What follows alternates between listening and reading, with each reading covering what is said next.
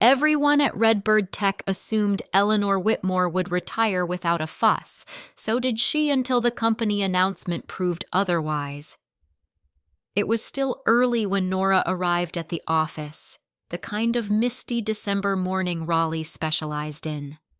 The pavement shimmered with frost, and the scent of cinnamon candles greeted her the moment she stepped into the lobby. Christmas garlands curled around the stair rails like polite ivy, blinking lights, blinking just fast enough to be cheerful, not frantic. She nodded to the young receptionist who barely looked up, earbuds in. The security guard down the hall gave her a smile. "Morning, Miss Ellie." She returned it with a soft nod. "Morning, Hank." "Cold one, huh?" He chuckled, rubbing his gloved hands together. "Coldest we've had all year. Thought you'd be out already." "Not just yet," she said, lifting her acorn-shaped mug. One last stretch. The break room was quiet. Nora filled the coffee pot with practiced care, watching it sputter to life. She wrapped both hands around her mug, inhaling steam, and walked slowly toward her office. Her cardigan hung slightly off one shoulder, and her worn leather satchel bumped gently against her hip. As she passed the marketing wing, she noticed Gina already seated staring at her laptop with headphones on. The girl looked up and gave a polite, uncertain wave. Nora responded in kind. At precisely 900, the all-hands meeting began.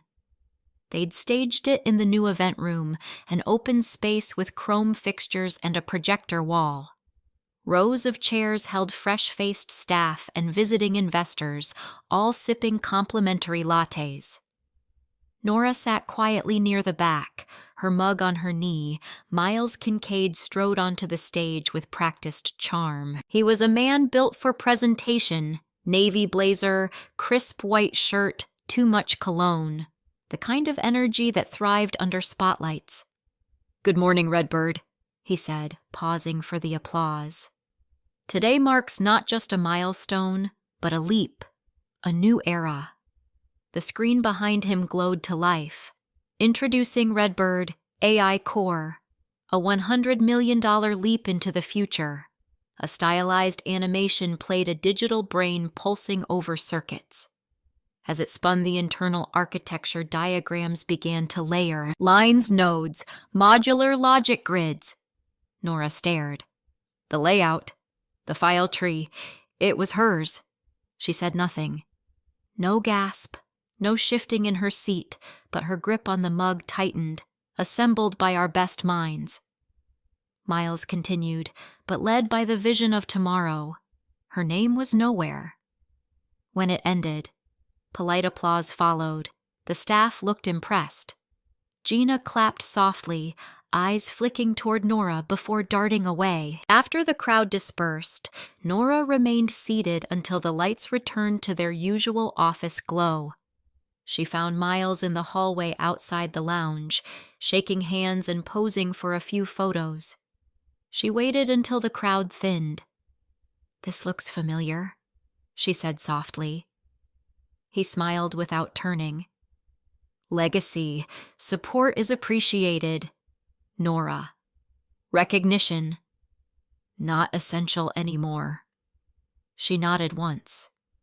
"Of course." He moved past her, already laughing with a product manager about launch dates. Back in her office, she stared at the retirement mug on her desk. "Enjoy the next adventure," it read in curling gold font. A gift from Louise, who'd retired last spring. Nora took a deep breath and packed it carefully into her satchel. That evening, she unlocked the back door of her bungalow, kicked off her shoes by the coat rack, and turned on the kettle. As the water began to boil, she padded down the hall to the guest room. Under the bed behind a storage bin of old quilts was a long box labeled W. Patton Archive. Dust clung to its edges like memory. She pulled it out and opened it on the bed. Inside a manila folder and a flash drive taped to a yellow sticky note, her handwriting.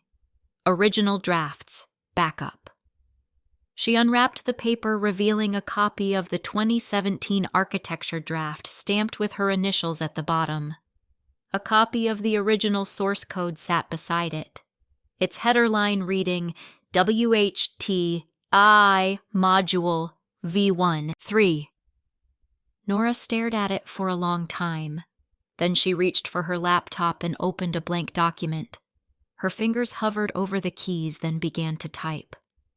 "They think I'll stay quiet," she whispered, and began drafting an email to someone named Ben. She never wanted the spotlight, but she remembered everything and had the receipts to prove it. The fog rolled over Raleigh like a thick wool blanket, softening the edges of street signs and turning headlights into halos. Nora stepped carefully along the sidewalk, her leather satchel tucked under one arm, the other gripping a thin folder that didn't look like much but weighed like history. Her wool coat was buttoned to the top, and a small ceramic pin in the shape of a cardinal sat quietly near the collar. One of those little touches Louise would have smiled at. She pushed open the door to Clyde's corner, and the bell above chimed twice. Heat and the scent of biscuits hit her immediately, along with the gentle hum of a Patsy Cline song on the jukebox. The waitress behind the counter looked up and smiled. "Well, if it isn't Miss Whitmore. Grab any booth you like. Han coffee's fresh." Nora gave her a nod. "Morning, Ruby. I'll take the one by the window." A veteran in a worn baseball cap gave her a polite tip of his head as she passed. She returned it, pausing just long enough to ask, "They treating you all right this week, Mr. Landry?" He chuckled. "Still above ground, aren't I?" She smiled softly and continued on. Ben arrived 5 minutes later, his breath still catching from the cold. He looked a little older than the intern she'd mentored, though not by much. Just enough lines at the corners of his eyes to suggest he'd started seeing the world differently. "Nora," he said, sliding into the booth across from her. "You look exactly the same, liar," she replied, but without heat. He pulled a flash drive from his coat pocket and placed it on the table like an offering. "You said you found your original files." She opened her folder and showed him the printouts. Her name signature dates, even handwritten notes in the margins. He flipped through them slowly. "I kept a version 2, he said.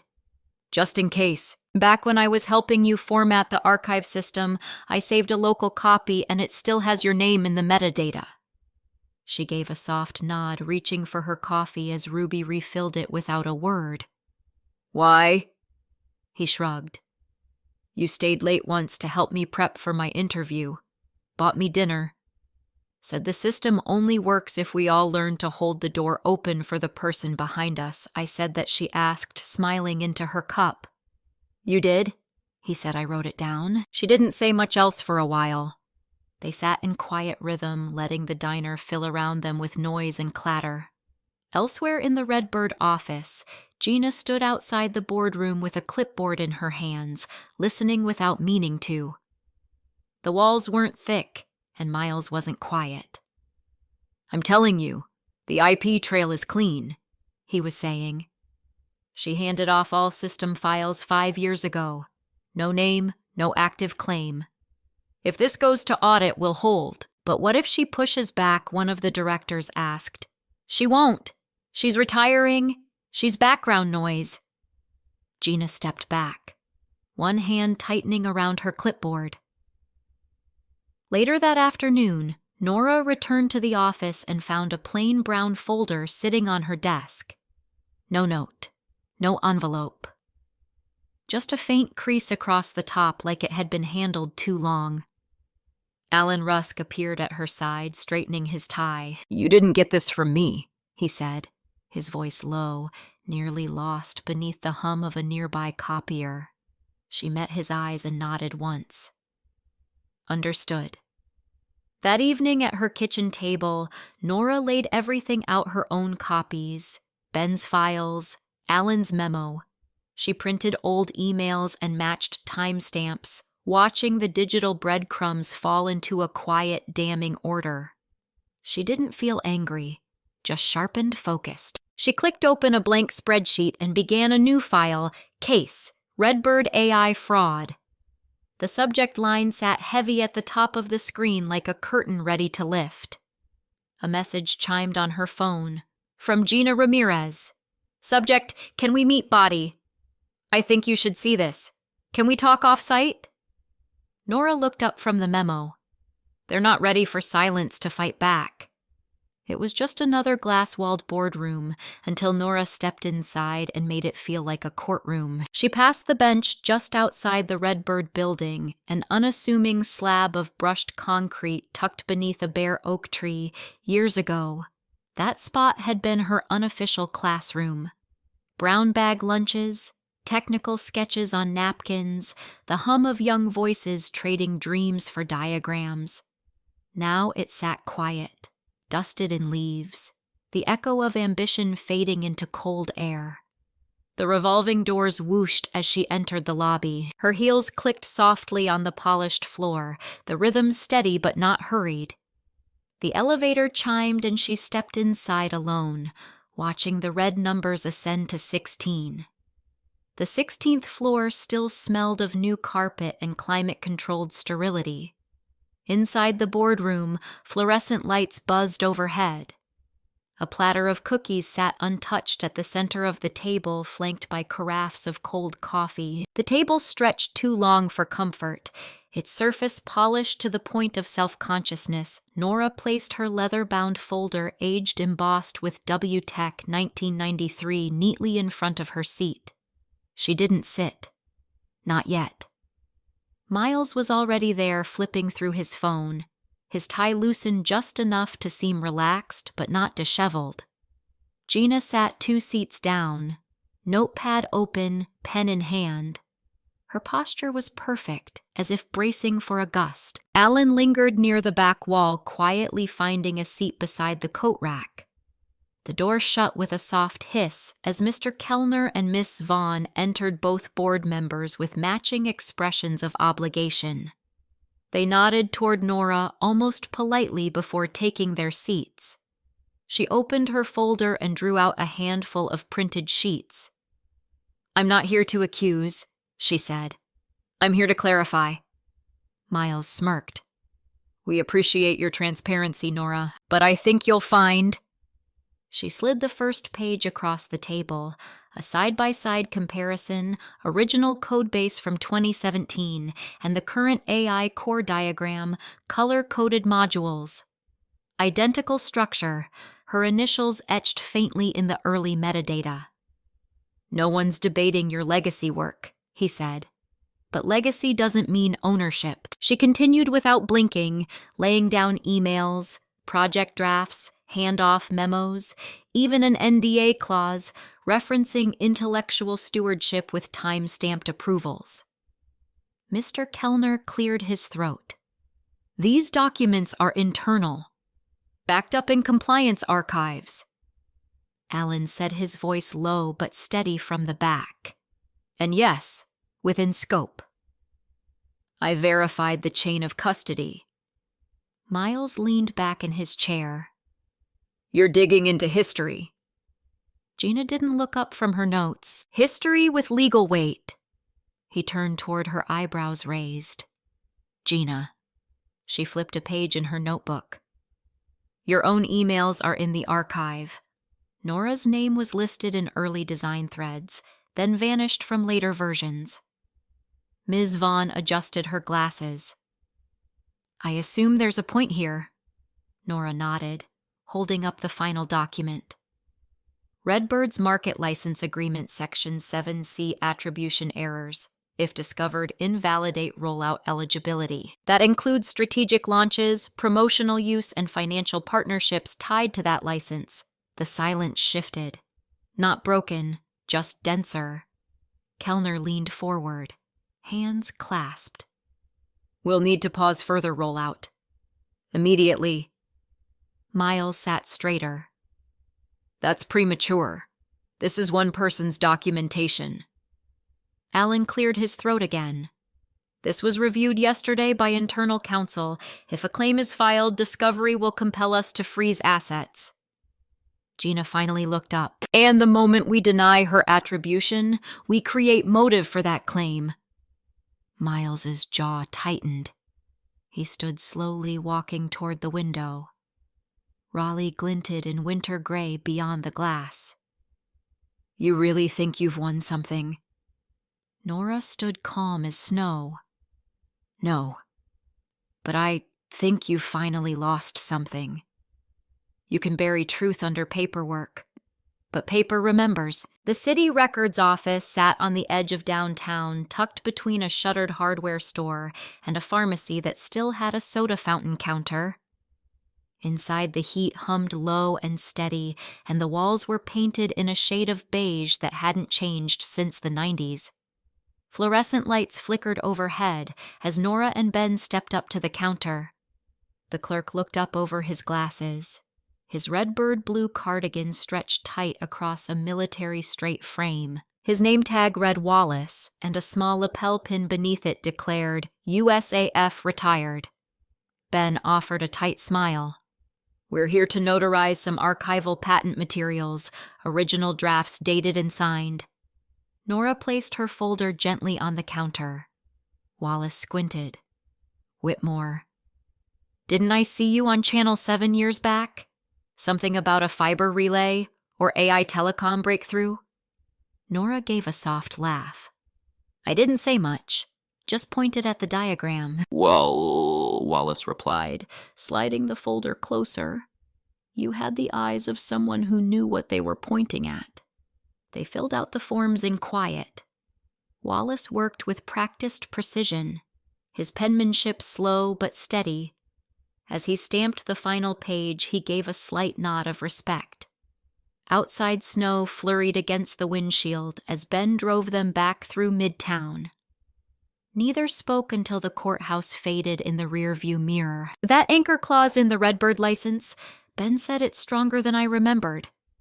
It always was, Nora replied. They just counted on no one reading past page 3. Later that afternoon, Nora returned home and found her kitchen bathed in golden lamplight. She hung her cardigan one button still missing on the hook by the back door and set a kettle on the stove, peppermint steeped into the air, curling into the corners of the room like memory. Her legal pad lay open on the table, half filled with a to-do list in her looping handwriting. She added one more item at the bottom. Ethics Committee, prepare doc set. A soft ding echoed from her laptop. She sat and opened the lid. Subject internal audit notes. Confidential from Alan Rusk. Body. Miles authorized shift in documentation post-handoff revisions made without informing key contributors. Attached email threads. Revision logs legal. Footnote 6.3. Keep safe. She stared at the screen a long moment before clicking download. The folder landed in her archive with a quiet finality. That evening, Gina slid into the booth at Clyde's corner across from Nora. She wore a scarf loosely wrapped snow, still dusting her shoulders. I'm not here to pick a side, Gina began, voice low. I didn't ask you to. I know. But Gina hesitated. If you go public, Miles will weaponize the press. He'll spin it, paint you as bitter, outdated. Whatever works. Nora stirred her tea without answering. But if you go silent, Gina said, eyes lifting, they'll keep talking until they talk themselves into a corner. Nora looked up and smiled just barely. They always do. They sat together for another few minutes, steam rising gently from their mugs. When Gina left, she squeezed Nora's wrist, not in fear, but in recognition. Back home, while looking for a missing receipt in her filing drawer, Nora's hand brushed a faded envelope she hadn't opened in years. Her breath caught when she recognized the handwriting. The slant was familiar. Confident, steady. She unfolded it carefully. You were never small, her late husband had written, just surrounded by those who feared large quiet. The sentence sat in the air long after the paper had settled in her lap. A chime broke the stillness. Another email. Subject Ethics Committee Invitation Body. You are invited to present your concern regarding patent ownership before the Redbird Internal Review Panel. Please confirm attendance. Nora closed her laptop and said aloud, We start with truth. We end with legacy. In rooms designed to echo power, silence still speaks loudest. The elevator opened on the executive floor with a mechanical sigh. Nora stepped out, greeted not by bustle or chatter, but by stillness. The hallway carpets muffled her steps. Recessed lighting cast warm pools onto polished wood panels. From somewhere beyond the corridor, the faintest hint of silent night hummed from a ceiling speaker so soft it felt like memory rather than music. She paused outside the sealed conference room, fingers smoothing the crease in her blazer. Through the frosted glass, she could see vague outlines. 3 seated committee members, a 4th chair set apart. The air felt cool and dry, institutional and impersonal. Inside the room was dimly lit, soundproofed and heavy with expectation. No windows, no distractions, just the long table, a small digital recorder blinking red at its center, and the slow, steady breath of those who had gathered to decide what was true. Nora's glasses fogged briefly as she sat, but she didn't remove them. Instead, she opened her folder, cleared her throat once, and began. I'm here today not to claim ownership of an idea. I'm here to correct its erasure. She placed the timeline on the table. Early concept drafts, meeting notes, email threads. One by one. She described the architecture, how it had started as a research thread in 2017, refined through late-night debug sessions, and how she documented every phase with methodical care. Miles across the table looked less polished than usual. His tie was too tight. His foot tapped beneath the table. We work as a team at Redbird, he said. Ms. Whitmore contributed, yes, but like many others, the final product was a collective effort built from diverse minds. Nora didn't argue. She merely reached for a printout and handed it to the closest committee member. It was a string of code obscure to most, but unmistakable to those who knew its structure.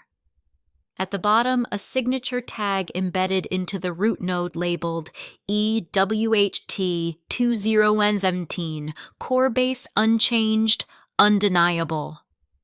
She let the silence hang. Alan, seated near the back, cleared his throat. Subsequent edits to that module, post-2018, are cosmetic interface layers, label changes. None of them affect core function. Ben, standing beside him, stepped forward. And per Section 4.2 of the 2021 Investor Memo, Redbird is required to disclose original authorship of all foundational code prior to Series C funding. Failure to do so constitutes grounds for regulatory inquiry. The committee members looked at each other. One, an older man with silver-rimmed glasses, adjusted his pen. Another, a woman with a navy scarf, folded her hands slowly on the table. Finally, the chair leaned forward. In light of the documentation and testimony, we will freeze the AI Core's launch until authorship and attribution are formally resolved. Miles flinched. Just barely. He gave a strained smile. This sets a dangerous precedent. No one replied. The meeting adjourned with the soft click of a recorder being shut off. Papers were gathered, chairs scraped gently against the floor, and the room returned to its hush. Outside, Nora stepped into the hallway. Her breath left a faint mist in the cold air near the elevator. Miles followed footsteps sharp. He stopped just behind her. His voice was low, clipped. This isn't over. Nora turned slightly, the fluorescent light catching the edge of her glasses. For me, it just ended.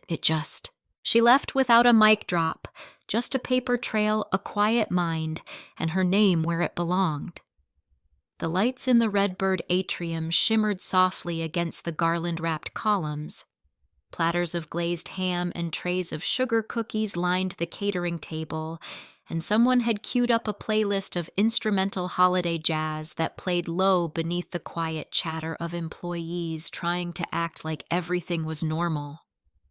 Nora stood near the side of the room, unnoticed by most. She wore her favorite deep blue sweater, the one with the sleeves stretched at the cuffs, and held a small white box tied with a faded ribbon. Inside was the retirement mug from Chapter 1, still intact, still slightly chipped on the handle. She had repacked it that morning, wrapping it in newspaper and a layer of quiet memory. Across the room, Gina stood beside a group of department leads answering questions with poise. Her blazer was darker than usual, her voice more measured. She glanced once at Nora, nodded gently, and returned to her conversation. Nora stepped away from the gathering, walked the long hallway toward Miles's office, and placed a single envelope unsealed on his polished desk. The words were written neatly in her own hand. Effective December 31st. I resign. No dramatic exit. No speeches. Just the end of a page. No one noticed when she left the brunch. Outside, snow had begun to dust the tops of parked cars and the iron railings lining the sidewalk. The air was quiet in that way. December evenings sometimes are thick with paws wrapped in white. That night her porch glowed under the soft halo of a single overhead bulb. She'd turned it on out of habit more than need. A pot of tea sat steaming beside the old rocking chair, and her hands rested lightly on her lap, folded but never idle. The knock came gently. She opened the door to find Ben, cheeks pink from cold, holding a brown parcel wrapped in butcher's paper and tied with string. He didn't say much, just held it out. Inside the box was a document refiled official and embossed in gold, the patent. Her name stood alone beneath the title. Tucked behind it was a note handwritten in blue ink. You believed in people who didn't know how to believe in themselves. Now we do. Nora didn't cry. She didn't need to. She walked back to her sitting room and opened the small wooden drawer beneath the old lamp. From within, she retrieved the original draft, creased and faded but still legible. She placed the new document beside it, lined up the edges, and closed the drawer with a soft click. Then she walked to the window. Outside, the snow had thickened, covering the street in a hush. Her reflection looked back at her from the glass, older, steadier hole. Snow falls quietly as she turns on the porch light. Somewhere in the distance, a church bell rings midnight. Some stories don't end with fanfare. They close with quiet resolve and the sound of truth settling into its rightful place. Nora didn't seek revenge, only recognition, and through her quiet courage she reminded others what integrity truly looks like. When we stop judging by titles or appearances, we begin to hear the quiet voices that have carried us all along. Like snow falling in silence, kindness doesn't demand notice, but it always leaves a mark. If this story stirred something in you, perhaps consider sharing your own silent kindness with someone who needs it.